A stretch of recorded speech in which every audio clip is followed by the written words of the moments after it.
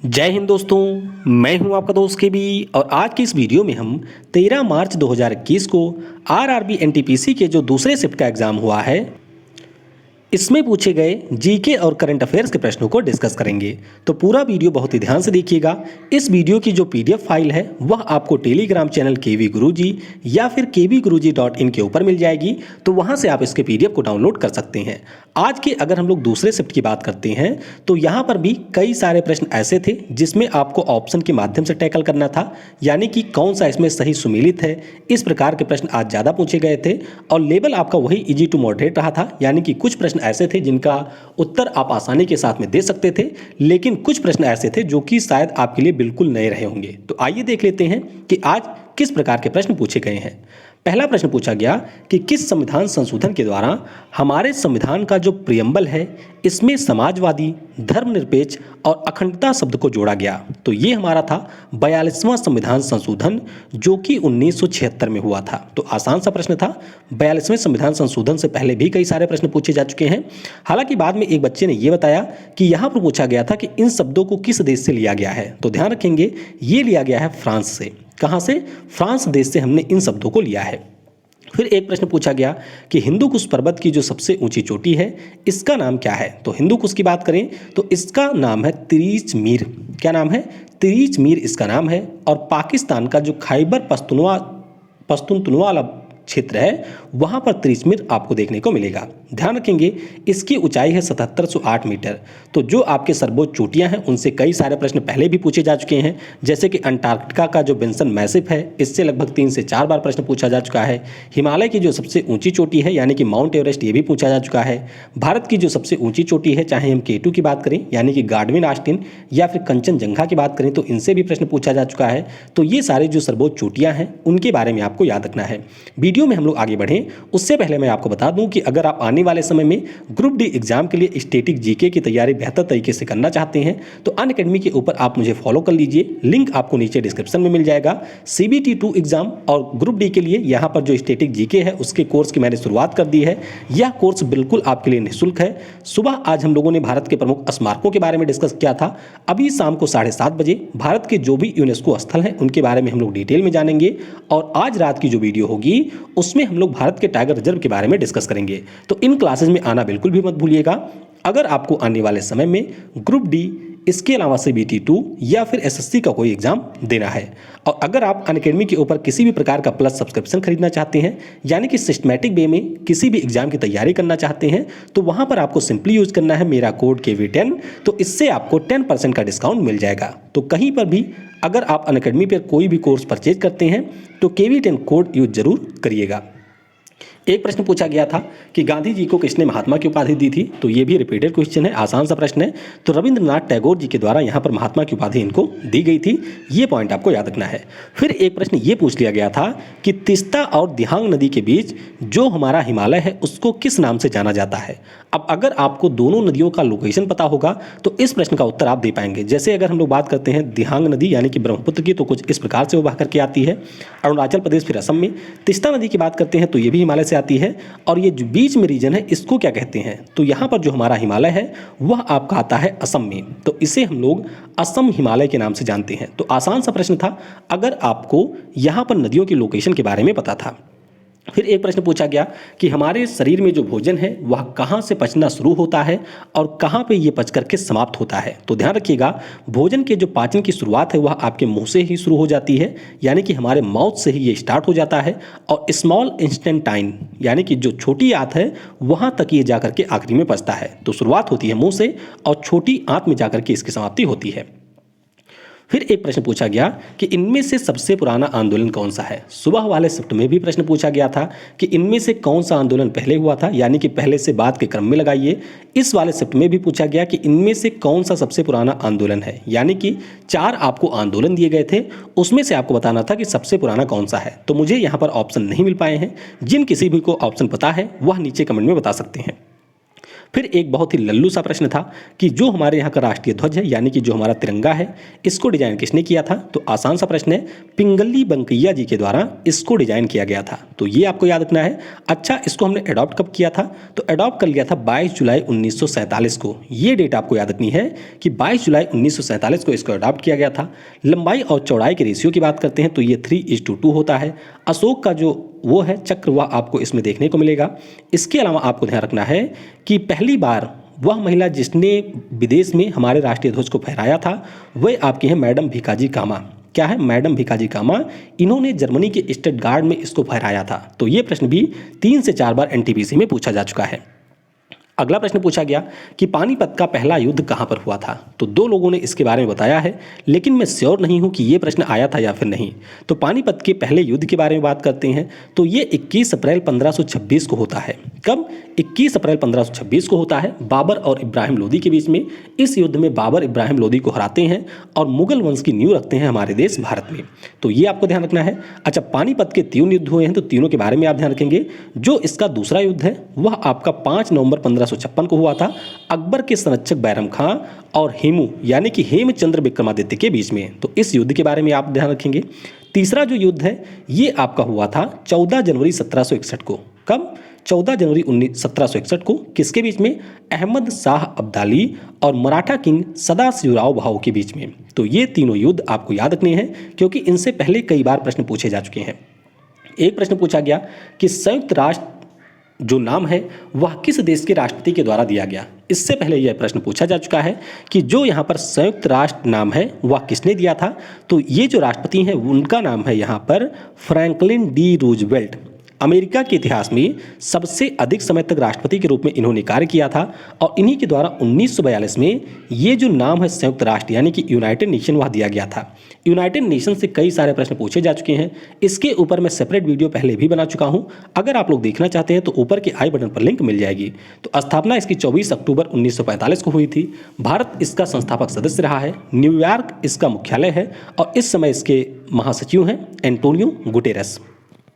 फिर एक प्रश्न था कि यूनिसेफ की ब्रांड एम्बेसडर कौन बनी थी 2018 में? तो आप सभी को पता होगा यूनिसेफ की ब्रांड एम्बेसडर है प्रियंका चोपड़ा। कौन? प्रियंका जोनस चोपड़ा, ये यूनिसेफ की ब्रांड एम्बेसडर है।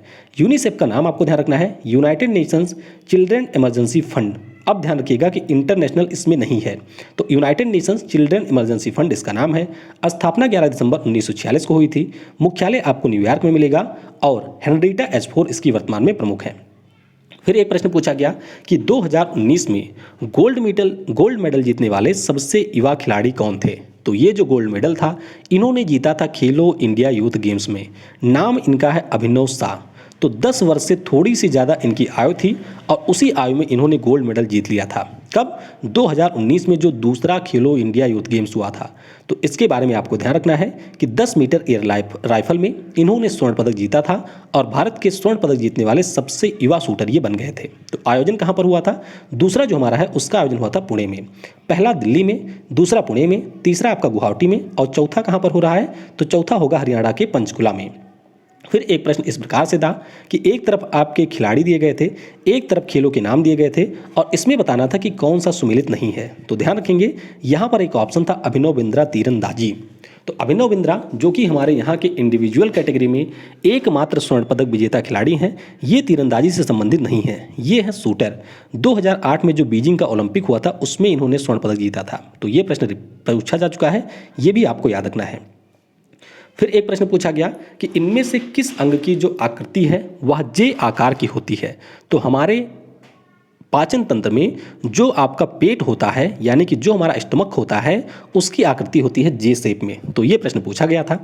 उसके बाद में ये प्रश्न फिर से पूछ लिया गया कि विजया बैंक और देना बैंक का विलय किस बैंक में हुआ था? तो ये हुआ है बैंक ऑफ बड़ौदा में। इससे पहले पूछा गया था कि बैंक ऑफ बड़ौदा में विलय किसका हुआ है? तो ये तो मेरे हिसाब से 7 से 8 बार अभी तक पूछा जा चुका है एनटीपीसी में।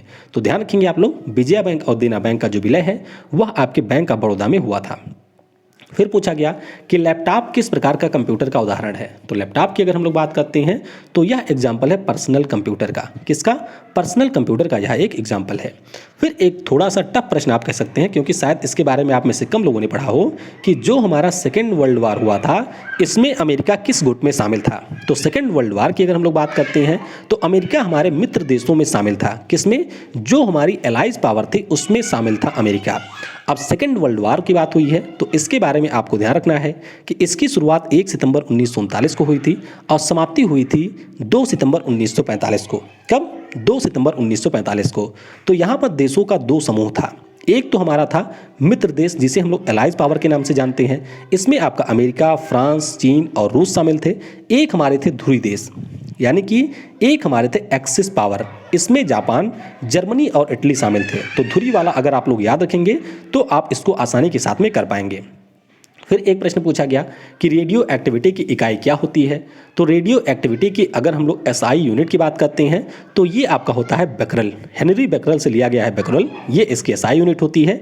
एक इसकी यूनिट होती है क्यूरी, यानी कि सीआई यूनिट इसकी होती है क्यूरी। तो ऑप्शन में आपके क्या था उस हिसाब से आप टिक करेंगे। फिर भी अगर मान लीजिए किसी स्थिति में दोनों ऑप्शन में मिलते हैं तो भी आप बेकरल को ही टिक करेंगे क्योंकि यह इसकी एसआई यूनिट है। फिर एक प्रश्न कुसुम योजना से पूछा गया था। तो एग्जैक्ट प्रश्न के बारे में मुझे नहीं पता है। कुसुम योजना के बारे में आप सभी को पता होगा कि इसके अंतर्गत जो हमारे किसान हैं उनको सिंचाई के लिए पंप दिया जाता है, इसके अलावा सोलर प्लेट दिया जाता है। तो 2022 तक के लिए इस योजना की शुरुआत की गई थी। एक प्रश्न पूछा गया था कि इनमें से कौन सा मंदिर किस राज्य से सुमेलित नहीं है, यानी कि एक तरफ दिए गए थे मंदिर, दूसरी तरफ दिए गए थे राज्य और इनको आपस में सुमेलित करना था। तो मैंने जैसा कि आपको शुरुआत में बताया कि सुमेलित करने वाले प्रश्न इस समय ज़्यादा पूछे जा रहे हैं। फिर एक प्रश्न पूछा गया था कि खुर वाले जानवर से संबंधित, यानी कि जो हमारे खुर वाले जानवर होते हैं उनसे संबंधित एक प्रश्न पूछा गया था। एक प्रश्न पूछा गया कि डीआरडीओ के द्वारा परीक्षण किए गए बम का नाम क्या है। तो डीआरडीओ के वैसे दो प्रमुख बम के बारे में पता होना चाहिए आपको। एक तो है ग्लाइडर बम, जिसका निर्माण डीआरडीओ के रिसर्च सेंटर इमारत ने की है, यानी कि इसको डिजाइन किया है डीआरडीओ की जो लैब है रिसर्च सेंटर इमारत, इसने। एक बम है जिसका नाम है सुदर्शन लेजर गाइडेड बम, इसका जो निर्माण है वह एरोनॉटिकल डेवलपमेंट इस्टेब्लिशमेंट और instrument research and development establishment के द्वारा किया गया है। तो एग्जैक्ट प्रश्न क्या पूछा गया था, इसका ऑप्शन क्या था, उसके अनुसार आप इस प्रश्न को करेंगे। फिर एक प्रश्न था कि लोकतंत्र सूचकांक 2019 में भारत का स्थान क्या था। तो पिछले साल यानी कि 2020 में 2019 वाली रिपोर्ट आई थी और इसमें हमारे देश का स्थान था 51वां। क्या था? 51वां। अभी 2021 में इसकी जो 2020 वाली रिपोर्ट है वह आई है और उसमें भारत का स्थान है 53वां। तो दोनों आपको यहाँ पर याद रखना है। इस रिपोर्ट की बात करते हैं तो इलेक्शन कमीशन ऑफ इंडिया, गलत, इकोनॉमिक इंटेलिजेंस यूनिट के द्वारा ये रिपोर्ट जारी की जाती है। ये पॉइंट आपको याद रखना है। फिर एक प्रश्न पूछा गया था कि तिजारा का संबंध किस राज्य से है। किसकी बात हुई थी? तिजारा का संबंध किस राज्य से है। तो ध्यान रखेंगे आप लोग, तिजारा का संबंध है राजस्थान राज्य से। किससे? राजस्थान से तिजारा का संबंध है। फिर एक प्रश्न था कि समानता का अधिकार किस देश से लिया गया है। तो ये लिया है हमने अमेरिका से। किससे?